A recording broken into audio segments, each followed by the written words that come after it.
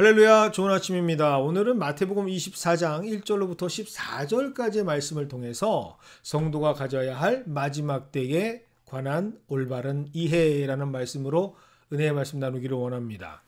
의외로 많은 성도들이 가지고 있는 약점 중에 하나가 바로 이 마지막 때 종말에 관한 복음에 대한 부재죠. 이것을 너무나도 잘 알고 있는 이단들은 이 종말에 관해 잘못된 복음으로 성도를 현혹시키고 믿음의 자리에서 낭망시키거나 실족하게 합니다. 실제로 여러 자료들을 통해 밝혀진 사실은 이단의 경우 전혀 복음을 모르는 무교인 사람들보다는 이미 교회를 다니고 있는 신앙생활을 하고 있는 성도들을 포교의 대상으로 집중한다라는 것을 우리는 목격할 수 있습니다. 이들에게 공포심을 부각시켜서 종말에 살아날 수 있는 구원의 길이 있다고 하면서 자신의 교리를 내세우고 포교하는 것이죠. 이와 같은 일들이 계속해서 시대를 막론하고 벌어지는 이유는 바로 마지막 때 종말에 관한 복음의 기준이 성도들에게 올바로 세워져 있지 않기 때문이죠. 이러한 관점에서 오늘 본문은 이런 혼란의 시기에 확고한 신앙을 지킬 수 있는 복음을 제공합니다. 성도는 예수께서 직접 말씀하신 종말에 관한 마지막 때에 관한 정확한 사실만 확실히 알고 있어도 전혀 이단이나 사이비 종교의 흔들림에 넘어가지 않고 믿음을 지킬 수 있기 때문입니다. 이러한 목적으로 오늘 주어진 짧은 시간에 모든 마태복음 24장의 말씀을 다 다룰 수는 없겠지만 할 수 있는 범위에서 주의 깊게 최선을 다해 말씀을 나누기 원합니다. 먼저 2절입니다. 돌 하나도 돌 위에 남지 않고 다 무너뜨려지리라. 예수님께서는 성전을 가르치시면서 이 말씀을 하시죠. 그리고 이 말씀을 듣게 된 제자들은 조용히 예수님께 다가가 이런 일이 어느 때 일어나고 그런 일이 일어날 때 무슨 징조가 있겠냐라고 3절에서 묻습니다. 자, 그런데 이때 제자들은 2절에서 예수님께서 말씀하신 성전이 다 무너지게 된다는 것을 세상 끝날에 벌어지게 될 일이라고 여기면서 세상 끝에는 이라는 표현을 쓰면서 어떻게 됩니까? 라고 질문합니다. 이것을 두고 학자들마다 여러 의견들이 분분하죠. 예수님께서는 실제 역사적으로 있었던 AD 70년에 티투스 장군이 이끄는 로마 군대에 의해서 문자 그대로 성전이 다 파괴되는 것을 말씀하셨는데 제자들은 이것을 전혀 예상하지 못하고 마지막 날로 여긴 것이다 라고 주장하는 사람들이 있고요. 하지만 반면에 예수님께서는 제자들에게 실제로 벌어질 역사는 물론 이제 다가올 종말, 그 마지막을 예언하신 것이다 라고 해석하는 것이 맞다라고 하는 의견들이 있습니다. 과연 어떤 의견들이 적절한 올바른 성경 해석에 도움이 되는 것일까? 결론부터 말씀드리자면 후자의 견해로 보는 것이 옳습니다. 그 이유는 이제부터 3절 이후에 예수님께서 말씀하시는 모든 내용을 AD 70년 성전 파괴 사건에만 국한시키며 제안할 때 오히려 말씀과 말씀이 부딪히고 상반되는 결과를 초래하기 때문이죠. 그래서 오늘 말씀 마태복음 24장은 예루살렘 성전이 멸망하는 것뿐만 아니라 종말에 대해 말씀하고 계신다라고 하는 것을 전제로 시작하는 것이 올바른 출발점입니다. 자, 다시 3절입니다. 제자들은 묻습니다. 어느 때 이런 일이 일어나겠고 또 주의 임하심과 세상 끝에는 무슨 징조가 있겠습니까? 제자들의 질문은 명확하죠. 언제 그리고 어떤 일이 예견으로 보여지겠는가라고 묻습니다. 이때 예수님께서는 분명하게 말씀하시죠. 그것이 바로 6절입니다. 이런 일이 있어야 하되 아직 끝은 아니니라. 예수님께서는 종말의 날이 결국에는 오게 되겠지만 그 전에 이것을 알려두는 징조들은 먼저 반드시 있어야만 한다라고 말씀하시죠. 자, 여기에서 우리는 아주 중요한 메시지를 발견할 수가 있습니다.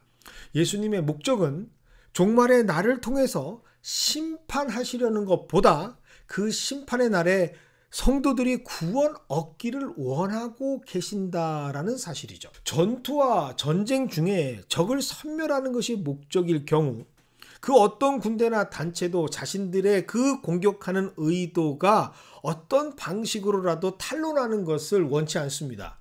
그래서 서로 소통을 할 때 들키지 않으려고 모든 대화를 암호화하고 어떻게 해서든지 전략과 전술을 숨기려고 하죠. 그러므로 징조를 미리 보여준다는 것은 경고, 즉 되도록이면 많은 이들이 이를 알고 그것을 피하게 하는 것을 목적으로 한다는 것을 알 수가 있습니다. 종말에 대한 이해는 바로 여기서부터 시작해야 옳습니다.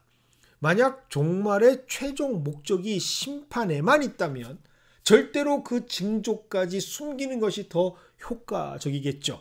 하지만 우리를 사랑하셔서 십자가에서 친히 자신의 모든 것을 다 주시면서 우리를 구원하시는 예수님은 절대로 심판만이 목적이 아님을 분명하게 알려주시고 있습니다.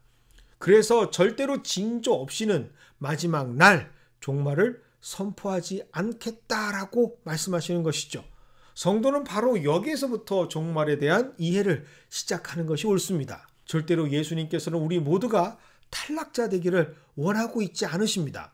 만약 그렇다면 끝까지 기다리시면서 한 명이라도 더 포도원에 일할 수 있도록 일꾼을 찾아 헤매는 포도원 주인에 대한 말씀은 가식과 위선의 말씀이 됩니다. 오히려 그 반대가 바로 진리의 하나님의 말씀이죠. 예수님께서는 어떻게 해서든지 그의 사랑하는 제자들과 성도들이 구원함을 입을 수 있도록 최대한 깨달을 수 있는 징조들을 보여주십니다. 그래서 그 징조에 대한 설명을 하시기 전에 아예 결론부터 목적부터 말씀하시죠. 그것이 4절입니다. 너희가 사람의 미혹을 받지 않도록 주의하라. 이 결론을 내고 나서 무엇이 미혹인지 자세히 설명해 주시는 것이 바로 5절과 6절입니다. 많은 사람이 예수님의 이름으로 와서 자신이 그리스도라 많은 사람들을 미혹하게 될 것이고 이들을 두렵게 만들고 공포에 떨게 할 난리와 난리 소문들을 듣게 될 것이다 라고 말씀하시죠. 그러나 그러한 사람들의 미혹을 받지 말아라 주의하라 라고 말씀하신 이유가 바로 여기에 있습니다. 그리고 이때도 예수님께서는 다시 한번 그런 일들을 피할 수 있는 구원의 길을 알려주십니다. 바로 6절이죠. 너희는 삼가 두려워하지 말라. 이런 일이 있어야 하되 아직 끝은 아니니라 라고 말씀하십니다. 즉 예수님의 초점은 아주 명백하죠. 할 수만 있다면 그의 사랑하는 제자들과 성도들이 이 징조를 통해서 무엇을 그것이 의미하는지를 알고 올바르게 대처하는 것을 원하고 계신다라고 말씀하십니다. 그래서 다시 한번 그 징조가 무엇인지 최대한 자세하게 말씀하시는 것이 7절부터 11절까지의 말씀이죠. 민족이 민족을, 나라가 나라를 대적하여 일어나고 기근과 지진이 있다고 말입니다. 그런데 역시 이것조차도 종말의 날이 아니라 재난, 즉 징조의 시작이라고 말씀하십니다. 그리고 그 징조가 되는 현상을 또 알려주시는 것이 9절부터 10절, 11절의 말씀이시죠. 그때 사람들이 너희를 환난에 넘겨주고 죽이고 미움을 받게 될 것이며 이때 많은 사람이 실족하면서 서로 앞잡이가 되고 미워하며 이것을 조장하는 거짓 선지자들이 많이 일어나게 될 텐데 그리고 불법이 성하게 되면서 제자와 성도라 할지라도 그 안에 사랑이 식어지게 될 것을 말씀하십니다. 하지만 이 내용을 선포하시는 것은 공포감에 그들을 휩싸이게 하시려고 하시는 것이 아니라 벌어지게 될 사실을 알려주시면서 구원을 얻을 수 있는 확실한 솔루션, 즉 구원의 핵심 복음을 선포해 주시기 위함입니다. 그것이 바로 13절의 말씀이죠. 그러나 끝까지 견디는 자는 구원을 얻으리라.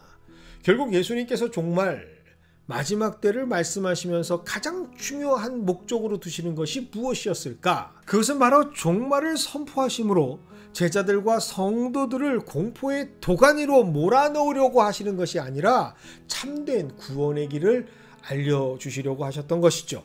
그래서 14절은 이렇게 결론 맺고 있습니다.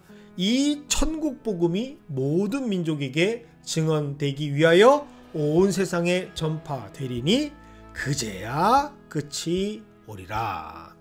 즉 예수님께서는 종말의 날이 되는 그 전날까지라도 할 수만 있거든 모든 민족이 다 이 종말의 징조를 통해서 무엇이 종말인지를 알고 구원받기를 원하고 계심을 숨김없이 드러내 보여주시고 있습니다. 다시 말해 죄의 값이 사막이듯 하나님의 종말의 시간, 마지막 때는 분명히 오게 되겠지만 그럼에도 불구하고 예수님께서는 어떻게 해서든지 영혼들을 생명을 구원하시기를 위해서 이를 알려주시기 원하고 있다는 것이죠. 이것이 바로 종말에 대한 올바른 이해고 말씀을 기반으로 하는 성도가 가져야 할 종말에 대한 올바른 자세인 것이죠. 이런 예수님께서 오늘 우리와 함께 하십니다. 우리를 감시하시고 벌하시려고 하시는 것이 아니라 우리에게 힘이 되어주시고 구원의 뿔이 되어주시기 위해서 여전히 우리와 함께 하시는 것이죠. 이런 복음의 정수와 핵심이 가슴 깊이 뿌리 내리고 있는 성도들은 그래서 오히려 종말을 두려워하는 것이 아니라 그날을 소망하며 기대하며 하나님께 찬양합니다. 마라나타, 주 예수여 어서 오시옵소서라고 말이죠. 이를 위해 오늘 말씀이 우리에게 선포되고 작은 도움이 되기를 소망하며 이 말씀을 함께 나눕니다. 꼭 기억하십시오. 예수님께서는 우리의 구주가 되어 주십니다.